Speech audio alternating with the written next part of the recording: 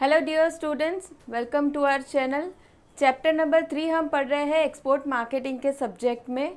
Now chapter number 3 जिसका नाम है India's foreign trade policy, and हमने फॉरेन ट्रेड पॉलिसी 2015-20 देखा था, ठीक है। एंड उसके बाद फॉरेन ट्रेड पॉलिसी 2023 के बारे में हमने पढ़ा, उसमें क्या क्या मेजर्स लिए गवर्नमेंट ने फॉर इंक्रीजिंग एक्सपोर्ट, ठीक है। सो वो सारा हमने देख लिया। नाउ अभी हमें आज शुरू करना है लेक्चर नंबर 6, जहाँ पे आज हम देखने वाले हैं नेगेटिव लिस्ट ऑफ एक्सपोर्ट्स, ठीक है। अभी एक्सपोर्ट की बात करें सो सारी ही कंट्री काफ़ी सारे प्रोडक्ट्स, वर्ल्ड में जितनी भी कंट्रीज़ है काफ़ी सारे प्रोडक्ट्स को एक्सपोर्ट करती होंगी, एंड हमारे इंडिया से भी काफ़ी सारे प्रोडक्ट्स एक्सपोर्ट हो रहे हैं, ठीक है। जैसे हमने ये सब्जेक्ट की शुरुआत में ही देखा था कि काफ़ी सारे प्रोडक्ट्स है, जैसे कोल है, ऑटोमोबाइल्स है, लेदर प्रोडक्ट्स है, जेम्स एंड ज्वेलरीज है, वैसे हैंडलूम है, हैंडीक्राफ्ट है, एग्रीकल्चरल प्रोडक्ट्स, मिनरल प्रोडक्ट, काफ़ी सारी चीज़ें एक्सपोर्ट हो रही है। पर अभी ऐसा नहीं है कि सारी चीज़ों का एक्सपोर्ट एकदम फ्रीली अलाउड है। हम हमारी गवर्नमेंट की बात करेंगे, हमारी कंट्री की। सो गवर्नमेंट ने क्या किया है, एक नेगेटिव लिस्ट दिया हुआ है हमें। सो जहाँ पे कुछ चीज़ें ऐसी है जो प्रोहिबिटेड है, मना कर दिया है, जिसे हम एक्सपोर्ट कर ही नहीं सकते। एंड दूसरी चीज़ें हैं रिस्ट्रिक्टेड आइटम्स, यानी कि वहाँ पे हमें कुछ रिस्ट्रिक्शंस होंगे जिसे फॉलो करना होगा, हम एकदम से फ्रीली उन चीज़ों को एक्सपोर्ट नहीं कर पाएंगे। एंड थर्ड हमें बताया गया है कैनलाइज आइटम्स, यानी कि कोई भी एक्सपोर्टर सीधा डायरेक्टली एक्सपोर्ट नहीं कर सकता दूसरी कंट्री में, उसे एक किसी पर्टिकुलर एजेंट के थ्रू एक्सपोर्ट करना होगा, यानी कि कोई एजेंसी है उसके ज़रिए उसे एक्सपोर्ट करना होगा उस प्रोडक्ट्स को। सो अभी यहाँ पे हम वही नेगेटिव लिस्ट देखने वाले हैं, ठीक है, कि कौन कौन सी चीज़ें हैं जो प्रोहिबिट की गई है, रिस्ट्रिक्टेड है या फिर कैनलाइज आइटम्स है। सो वो हम देखेंगे आज। Now negative list of exports. So negative list of exports contains those exports items which are either banned or cannot be freely exported.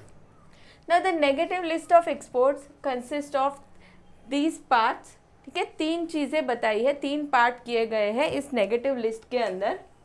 कौन कौन से तीन है? सबसे पहला है prohibited item, next is restricted and third is canalise items. ना अभी पार्ट 1 हम देखते हैं प्रोहिबिटेड आइटम्स, यानी कि इन चीज़ों को तो एकदम से मना कर दिया है, बैन कर दिया है कि इन प्रोडक्ट्स को तो हम एक्सपोर्ट कर ही नहीं सकते। So part 1 prohibited items, and यहाँ पे आने वाला है prohibited items are banned from exporting. Now exports may be allowed in special cases where the special permission of the government is required. The latest list of prohibited items include, वैसे तो prohibit की ही गई है इन items को, लेकिन कभी कभार बहुत ही रेयर सिचुएशन ऐसी होगी जब ज़रूरत है तो इन चीज़ों को एक्सपोर्ट किया जाएगा with special permission of the government. सबसे पहला है all forms of wild animal, all forms of wild animal. Next is exotic birds. उसके बाद है wood and wood products in form of logs, timber, pulp and charcoal. All items of plants, human skeletons. उसके बाद है tallow, fat and और oils of any animals origin. Next is chemicals as notified by DGFT, ठीक है। सारे chemicals ban नहीं किए गए हैं, जो DGFT ने नोटिफाई किए हैं उसे ही सिर्फ बैन किया गया है। Next is sandalwood items as notified by DGFT, red sandals wood in any form. And lastly उन्होंने दिया है wheat with effect from May 2022, इसे भी बैन किया गया है। वीट में be withdrawn from the prohibited list depending on the crop supply, ठीक है। ये जो हम अभी वीट को बैन कर दिया गया है, लेकिन कभी कभार उसका उसका एक्सपोर्ट अलाउ किया जाएगा डिपेंडिंग ऑन द सिचुएशन। अभी कभी कभार ऐसे हो गया कि हमारी कंट्री में एक्सेसिव सप्लाई है वीट की, ठीक है, अच्छा प्रोडक्शन हुआ है, सो फिर उस समय क्या होगा, कंट्री में जो डिमांड है वो तो वही रहने वाली है, ठीक है, उस हद तक ही वीट एग्रीकल्चर जो प्रोडक्शन हुआ है, सो फार्मर्स उस हद तक ही उसे सेल कर पाएंगे। अब एक लेवल पे डिमांड पूरी हो गई, उसके बाद क्या, सो जो एक्सेसिव प्रोडक्शन हुआ है उसे फिर एक्सपोर्ट किया जा सकता है। सो यहाँ पे वीट को government depending on the situation जब चाहे उसे निकाल सकती है इस लिस्ट से। Now next one is part 2, restricted items. अभी रिस्ट्रिक्टेड आइटम्स यानी क्या कि यहाँ पे एकदम से फ्रीली, एकदम इजीली हम प्रोडक्ट्स को एक्सपोर्ट नहीं कर पाएंगे। इन आइटम्स को एक्सपोर्ट करने के लिए हमें कुछ रिस्ट्रिक्शन फेस करने होंगे, ठीक है। So the restricted items are allowed to be exported only with special licensing by the DGFT। DGFT से स्पेशल लाइसेंसिंग लेना होगा अगर इन प्रोडक्ट्स को एक्सपोर्ट हम करना चाहते हैं तो। Now at present there are 31 items. Some of restricted export items are as follows, ठीक है। टोटल 31 आइटम्स है अंडर दिस लिस्ट, उसमें से कुछ उन्होंने हमें एग्जाम्पल बताए हैं। सो बेचेदे मेर ऑफ साइजेस बिलो 3 इंचेस, ठीक है, सी फूड है ये। Now cattle, camel, chemical fertilizers and micro nutrient fertilizers, fabrics और textile items with imprints of excerpts और verses of the holy Quran, ठीक है, ये भी अलाउ नहीं है, रिस्ट्रिक्टेड है। De oiled groundnut cake, fresh and frozen silver pomfrets of weight less than 300 grams, कि ये सारी चीज़ों पे रिस्ट्रिक्शन है हमें। उसके बाद है 8 is fur of domestic animals, fur of domestic animals excluding lump fur skin, यानी कि इसे अलाउ किया गया है लेकिन अदर एनिमल्स का अलाउड नहीं है। Now next is fodder including wheat and rice straw, next is hides and skins as mention in the policy. So ये सारी चीज़ें हैं जो रिस्ट्रिक्टेड आइटम्स हैं, ठीक है, फ्रीली हम इसे एक्सपोर्ट नहीं कर सकते, स्पेशल लाइसेंसिंग लेना होगा हमें गवर्नमेंट से, ठीक है। सो यहाँ पे कैटल था, कैमल था, डी ऑयल ग्राउंडनट केक्स वगैरह, केमिकल फर्टिलाइजर्स, ये सारी चीज़ें हम आसानी से एक्सपोर्ट नहीं कर सकते, ठीक है। Now next is part 3, canalise items. Now this list contains those items which are to be exported only through designated canalized agencies। देखिए जो पर्टिकुलर एजेंसीज डेजिग्नेट की गई है, जो भी यहाँ प्रोडक्ट्स बताए हैं उनके लिए, सो उन एजेंसी के थ्रू ही एक्सपोर्ट करना होगा, हम डायरेक्टली जाके एक्सपोर्ट नहीं कर सकते। So now at present there are certain items which are canalised, they are, सबसे फर्स्ट है पेट्रोलियम प्रोडक्ट्स। पेट्रोलियम प्रोडक्ट्स को हम सीधे सीधा एक्सपोर्ट नहीं कर सकते, सो उनके लिए कौन सी एजेंसी बताई गई है पेट्रोलियम प्रोडक्ट्स के लिए, इंडियन ऑयल कॉरपोरेशन लिमिटेड, ठीक है, Indian oil corporation limited. Now next is gum karaya, so the tribal cooperative marketing federation of India limited, ठीक है, यहाँ पे जाना होगा, इस एजेंसी के थ्रू ही एक्सपोर्ट हो सकता है। Next is mica waste and scrap, अभी इसके लिए है MMTC and MITCO. So MMTC is mineral and metal trading corporation limited and MITCO है mica trading corporation of India limited, ठीक है। सो इन एजेंसी के थ्रू ही मीका वेस्ट एंड स्क्रैप हम एक्सपोर्ट कर सकते हैं। Next is mineral ores and concentrates, so अभी यहाँ पे एजेंसी है Indian rare earths limited, Kerala minerals and metals limited and MMTC and MOIL, ठीक है। Now MOIL is manganese ore India limited, ठीक है, मैंगनीज ओरे इंडिया लिमिटेड। सो ये agency है, इनके ज़रिए हम mineral ores and concentrates export कर सकते हैं।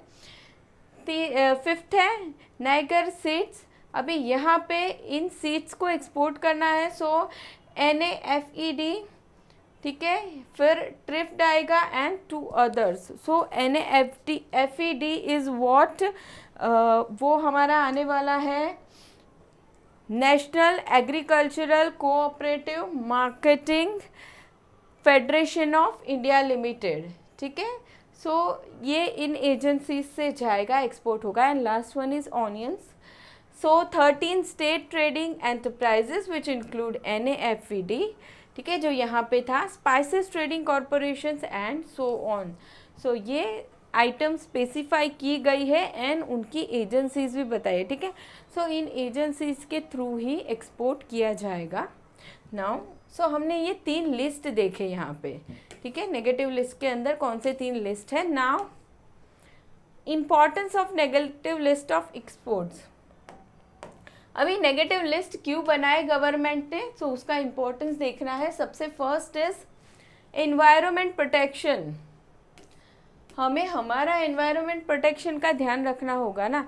जैसे अभी हमने ऊपर मिनरल्स के बारे में देखा, ऑनियंस के बारे में हम देख रहे हैं। सो अभी देखिए, अभी ज़्यादा से ज़्यादा ये सारे रिस्ट्रिक्शन मान लो नहीं लगाए हैं, सो क्या होगा, ज़्यादा से ज़्यादा हम एक्सपोर्ट करते ही जाएंगे, ठीक है। हम हमारे इन्वायरमेंट के बारे में नहीं देखेंगे। यहाँ पे एग्जांपल दिया, एक्जॉटिक बर्ड्स है, वाइल्ड एनिमल्स, अगर इन्हें बैन ना किया जाए तो भी हमारे इन्वायरमेंट को तो काफ़ी नुकसान हो जाएगा। सो the negative list of exports helps to protect the environment. For instance, exotic birds, wild animal and plants are prohibited for exports. Now next is conservation of mineral resources, ठीक है। हमारे जो मिनरल रिसोर्सेज है उन्हें हमें conserve करके रखना है, ओवर एक्सप्लॉयटेशन हमें नहीं करना है। So the negative list of exports helps to conserve mineral resources. For instance, mineral ores are canalized which can prevent over exploitation of mineral ores, ठीक है। अभी एजेंसी के थ्रू हम एक्सपोर्ट कर रहे हैं तो क्या होगा, एजेंसी की जिम्मेदारी हो जाएगी कि वो ध्यान रखे कि ओवर ज़्यादा से ज़्यादा हम एक्सपोर्ट नहीं कर रहे हैं, ओवर एक्सप्लॉयटेशन हमारी कंट्री में ना हो मिनरल्स का। सो क्या हो गया, हमारी कंट्री के लिए ही फ़ायदा है, ठीक है। हम ज़्यादा हमारी कंट्री के एनवायरनमेंट को ही नुकसान नहीं पहुंचा रहे हैं, या फिर हम हमारे रिसोर्स को ही ख़त्म नहीं कर रहे हैं। सो ये एक दूसरा बेनिफिट है या हम कहें इम्पोर्टेंस है। Next is avoids domestic shortage. देखिए ये भी एक अच्छा पॉइंट है, अच्छा इम्पोर्टेंस है कि अभी क्या होगा, किसी इंसान को ओवरसीज मार्केट में ज़्यादा प्राइस मिल रहे हैं उसके प्रोडक्ट्स के लिए कंपेयर टू डोमेस्टिक मार्केट, तो कोई भी इंसान या कोई भी बिजनेस क्या सोचेगा कि भाई हम ज़्यादा से ज़्यादा एक्सपोर्ट ही करते हैं, ठीक है। सो डोमेस्टिक लेवल पे तो फिर डिमांड पूरी नहीं हो पाएगी लोगों की, वहाँ पे शॉर्टेज हो जाएगी। सो इसके लिए क्या किया है गवर्नमेंट ने, नेगेटिव लिस्ट दे दिया है। So it avoids domestic shortages. The government may include additional items in the negative list to avoid domestic shortages. For instance, government may include agricultural items like onions in negative list depending upon the crop supply in the country, ठीक है। जैसे ये onions बताए गए हैं वैसे और भी प्रोडक्ट्स गवर्नमेंट ऐड कर सकती है, ठीक है। अगर गवर्नमेंट को लगता है कि इस प्रोडक्ट की हमारे डोमेस्टिक मार्केट में शॉर्टेज हो रही है, सो गवर्नमेंट ऐसा कर सकती है। And now next is better prices. Better prices, now negative list of exports may help to provide better prices specially to weaker section like tribals. For instance, gum karaya and niger seeds are canalised through TRIFED to ensure better prices to the tribals, ठीक है। क्या हो रहा है, negative list के ज़रिए हमारी country में प्राइस मेंटेन हो रहे हैं, ठीक है। वहाँ पे रिस्ट्रिक्शन आ गया ना एक, कि तुम पर्टिकुलर जो लेवल बताया वहीं तक एक्सपोर्ट कर पाओगे, ज़्यादा से ज़्यादा नहीं, ठीक है। जो हमने रिस्ट्रिक्टेड आइटम में देखा, जो कैनलाइज्ड आइटम्स में देखा, सो उससे ज़्यादा तो एक्सपोर्ट होने नहीं वाला है। सो उतनी सप्लाई हमारे डोमेस्टिक मार्केट में ही रहेगी। सो प्राइसेस ज़्यादा हाई नहीं हो पाएंगे, ठीक है। ऐसा नहीं होगा कि डिमांड बढ़ गई सप्लाई कम है, लेवल में रहेगा। सो ज़्यादा प्राइसेस नहीं बढ़ जाएंगे। सो जो हमारी कंट्री में वीकर सेक्शन है उनके लिए फ़ायदा है ना, ज़्यादा प्राइस नहीं अगर बढ़ते हैं तो। सो ये यहाँ पे हमने 4 इम्पॉर्टेंस देख लिए ऑफ नेगेटिव लिस्ट। नाउ अभी यहाँ पे ये टॉपिक ओवर हो गया एंड अभी हम नेक्स्ट शुरुआत करते हैं deemed exports. Next topic is deemed export. So अभी एक्सपोर्ट्स हमें पता है कि हम हमारी कंट्री से, ठीक है, हमारी कंट्री से कोई एक्सपोर्टर है जो किसी और कंट्री में गुड सेल कर रहा है, ठीक है, हमारी कंट्री की बाउंड्री से बाहर। सो हम उसे एक्सपोर्ट कहते हैं। लेकिन अभी यहाँ पे हमें क्या कहा है, डीम्ड एक्सपोर्ट, यानी कि कुछ कभी कभार सेल्स ऐसा होगा जहाँ पे गुड्स कंट्री से बाहर नहीं गया है, हमने सेल्स कर दिया है पर वो कंट्री के बाहर वो माल नहीं गया है, कंट्री में ही हमने बेचा है, लेकिन फिर भी उस सेल्स को हम एक्सपोर्ट में काउंट करेंगे, उसे हम डीम्ड एक्सपोर्ट्स कहेंगे, ठीक है। So now DGFT defines deemed exports as those transactions in which goods supplied do not leave the country। देखिए पहली बात हो गई, goods supplied do not leave the country, हमने गुड्स बेचा है पर वो कंट्री के बाहर नहीं जा रहा है। And payment for such supplies is received either in Indian rupees और इन फ्री फॉरेन एक्सचेंज, ठीक है। पहली बात तो हो गई गुड्स कंट्री से बाहर गया नहीं, यहीं के यहीं सेल्स हुआ हमारी कंट्री में। एंड दूसरी चीज़, उसकी जो सेल प्रोसीड्स है वो हमें आइदर रुपीज़ में भी मिल सकती है और इन फ्री फॉरेन एक्सचेंज, वो दोनों में से कोई भी चलेगा, ठीक है। इंडियन रुपीज़ में भी आया या फिर फॉरेन एक्सचेंज में भी आया कंसिडरेशन, सो दोनों ही ओके है। सो ऐसे ट्रांजैक्शन को हम डीम्ड एक्सपोर्ट कंसिडर करेंगे। अभी कौन से हम कहे मैटर्स में ऐसा कंसिडर किया जाएगा, काफ़ी सारे हैं। तो अभी हम एग्जांपल के तौर पे एक्सपोर्ट ओरिएंटेड यूनिट ले लें। तो कोई एक्सपोर्टर है, कोई बिज़नेस है, मान लो ABC कोई बिज़नेस चल रहा है, उसने एक्सपोर्ट ओरिएंटेड यूनिट्स को गुड्स बेचा, ठीक है। सो अभी क्या हो रहा है, गुड्स हमारी कंट्री से बाहर नहीं जा रहा है, यहीं के यहीं हमारी कंट्री में ही सेल हो गया। तो अभी ऐसे इस ट्रांजैक्शन को हम डीम्ड एक्सपोर्ट काउंट कर सकते हैं, ठीक है। अभी उसके पैसे तो किसी भी तरीके से मिल जाएंगे, रुपीज़ में भी मिल सकते हैं या फॉरेन एक्सचेंज में भी मिल सकते हैं, ठीक है। Now deemed exports are considered as exports although goods do not move out of the country. Under deemed export, the goods can be sold within India to anyone who holds a license for import of these goods।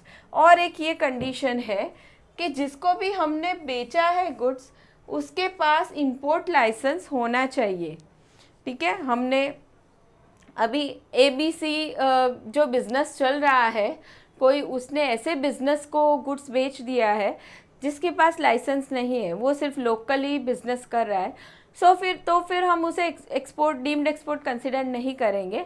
उस सामने वाले इंसान के पास import licence होना चाहिए, ठीक है। तो दोनों के पास भी एंट्री हो सके कि भाई इसने एक्सपोर्ट किया और उसने इंपोर्ट किया।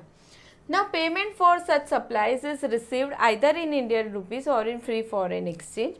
Now the seller selling the said goods against an import license is the deemed export and the buyer is deemed importer। In this transaction the import license get used up, ठीक है, import license use होगा importer का, and an entry is made on it। This goods purchased duty free basis against an import license can only be used for export purpose and not for domestic sales।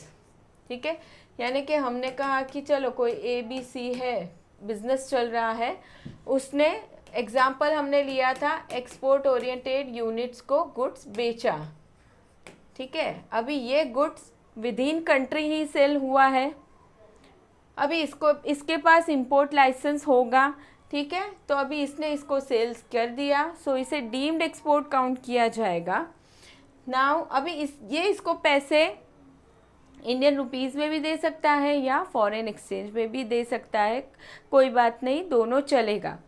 लेकिन अभी इस party ने जो ये purchase किया हुआ है वो क्या करेगा, वो उस गुड्स को यूज़ करेगा फॉर एक्सपोर्ट पर्पस, ठीक है। डोमेस्टिक, ये उस गुड्स को बना के डोमेस्टिक मार्केट में नहीं बेचेगा, ये उसे एक्सपोर्ट करेगा, तब जाके इस ट्रांजैक्शन को डीम्ड एक्सपोर्ट कंसिडर किया जाएगा। Now categories of deemed exporter, ठीक है, यहाँ पे हमें कुछ कैटेगरीज देखने हैं ऑफ डीम्ड एक्सपोर्टर्स। कहाँ पे हम ट्रांजैक्शन हुआ है बाइंग एंड सेलिंग, उसे डीम्ड एक्सपोर्ट कंसिडर करेंगे। सो सबसे पहला है supply of goods against duty free licenses issued under duty exemption scheme. Next is supply of goods to units located in SEZ, ESTP SEZ special economic zone, ESTP electronic hardware technology park and software technology park STPs, और 200% EOUs यानी कि export oriented units. अगर इन्हें हमने goods बेचा है तो फिर उसे भी हम डीम्ड एक्सपोर्ट काउंट करेंगे। Next is supply of capital goods to holder of licenses under EPCG scheme. EPCG scheme भी हमने पढ़ा था, ठीक है, export promotion of capital goods. ये इसमें क्या था कि कैपिटल गुड्स को हम इंपोर्ट करते हैं, सो उसके ऊपर हमें ड्यूटी गवर्नमेंट माफ़ कर देगा, लेकिन कब माफ़ करेगा, उस ड्यूटी का 6 टाइम्स हम एक्सपोर्ट ऑब्लिगेशन अगर पूरा करते हैं, उतना एक्सपोर्ट करके देते हैं तब। लेकिन गवर्नमेंट क्या बोलती है, वो जो कैपिटल गुड्स तुम इंपोर्ट कर रहे हो उसकी बजाय अगर तुम लोकली भी खरीदते हो, ठीक है, तो हम तुम्हारा ऑब्लिगेशन कुछ हद तक कम करेंगे। सो वैसे केसेस में supply of capital goods to holder of licenses under EPCG scheme, जो बिजनेस ये स्कीम के अंडर चल रहा है उसे हमने कैपिटल गुड्स सप्लाई किया, तो उसे भी डीम्ड एक्सपोर्ट काउंट किया जाएगा। Next is supply of goods to projects finance by multilateral और बायलैटरल एजेंसीज और funds notified by the department of economic affairs, ministry of finance. Next is supply of capital goods to fertilizer plants if the supply is made under the procedure of international competitive bidding. उसके बाद है supply of goods to such projects in the power, oil and gas sector notified by the Ministry of Finance. ऐसे projects में भी अगर हम sales करते हैं अपने गुड्स का, सो उसे भी डीम्ड एक्सपोर्ट कंसिडर किया जाएगा। Next 7th is supply of marine freight containers by 100% EOU to shipping companies provided the payment for the same is received in free foreign exchange. इसके लिए क्या कंडीशन है, पैसे फॉरेन एक्सचेंज में ही आने चाहिए, ठीक है। क्या सेल करना है, मरीन फ्रेट कंटेनर्स, कौन बेचेगा, 100% एक्सपोर्ट ओरिएंटेड यूनिट बेचेंगे टू द शिपिंग कंपनीज, और पैसे मिल रहे हैं इन फ्री फॉरेन एक्सचेंज, तो डीम्ड एक्सपोर्ट कंसिडर किया जाएगा। Next is supply to projects funded by United Nations agencies. Next is supply of goods to nuclear power projects through competitive bidding. And last one is any other category notified by government of India. Government of India ही कुछ category को notify कर देती है कि भाई यहाँ पे आपने बेचा तो आपको डीम्ड एक्सपोर्ट माना जाएगा, सो फिर वो यहाँ पे कंसिडर हो जाएगा, ठीक है। सो ये हमने कैटेगरीज देखे कि कौन से ट्रांजैक्शन को हम डीम्ड एक्सपोर्ट कहेंगे। Now next is benefit of deemed export. ये जो डीम्ड एक्सपोर्ट हम करते हैं तो उसके फ़ायदे क्या क्या मिलेंगे। सबसे पहला है the supplier can claim duty drawback. जिस तरीके से हमने नॉर्मल एक्सपोर्ट किया है मान लो, तो वहाँ पे हमें ड्यूटी ड्रॉबैक मिलेगा। What is duty drawback? कि हमने उस एक्सपोर्ट किया हुआ प्रोडक्ट को बनाने के लिए जो भी रॉ मटेरियल लिया है या कैपिटल गुड्स लिया है, सो उस पर जो ड्यूटी भरी है वो हमें वापस मिल जाएगी, दैट इज़ ड्यूटी ड्रॉबैक। सो वैसे ही डीम्ड एक्सपोर्ट में भी हमें ड्यूटी ड्रॉबैक मिल जाएगा। Next is refund of excise duty paid on finished articles supplied to the categories of deemed exporters. ठीक है, जो हमने फिनिश आर्टिकल्स जो हमने इंपोर्ट किए थे उस पर हमने जो एक्साइज ड्यूटी भरा होगा, सॉरी जो फिनिश आर्टिकल्स हमने बनाए उस पर जो हमने एक्साइज ड्यूटी भरा है, ठीक है, सो उस पर हमें रिफंड मिल जाएगा। ठीक है, next is the deem exporter can import duty free import of inputs. ठीक है, सो ये भी एक फ़ायदा है। क्या फ़ायदा है?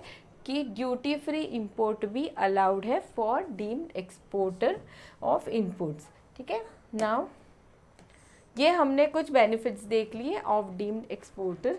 नाउ यहाँ पे हमने 2 टॉपिक आज के सेशन में ख़त्म कर लिए स्टूडेंट्स। नाउ अभी नेक्स्ट लेक्चर में हम करने वाले हैं benefits to status holder. Status holder क्या होता है हमने प्रीवियस सेशंस में पढ़ा है, लेकिन फिर एक बार हम और यहाँ पे पढ़ लेंगे स्टेटस होल्डर कौन होते हैं एंड उन्हें क्या क्या फ़ायदे मिलेंगे। सो वो हम पढ़ेंगे नेक्स्ट सेशन में स्टूडेंट्स। सो मिलते हैं वहाँ पे। Thank you so much everyone.